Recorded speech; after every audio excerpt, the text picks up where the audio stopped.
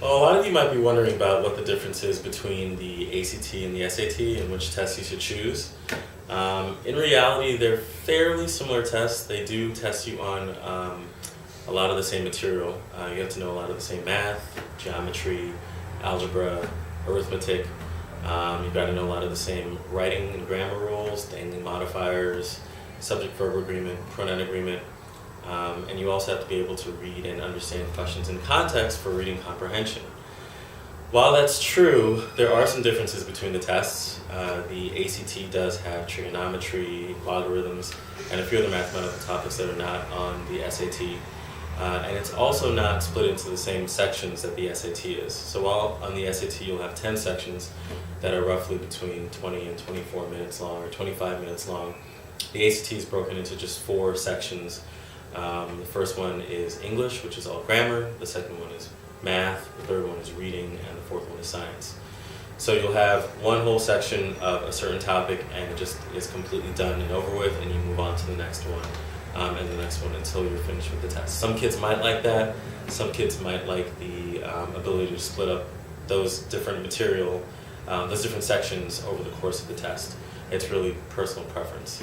In terms of the difference between the two tests, a lot of you might have heard different rumors out there that maybe the ACT is easier, that's not as challenging as the SAT, or maybe the SAT is easier. That's actually not really accurate.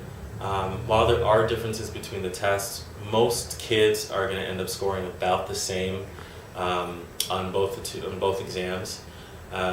If there are students out there who might do better on one test over the other, they're usually rare instances where that does happen. It might be because a student doesn't work as well under time pressure. The ACT is a much faster test than the SAT is.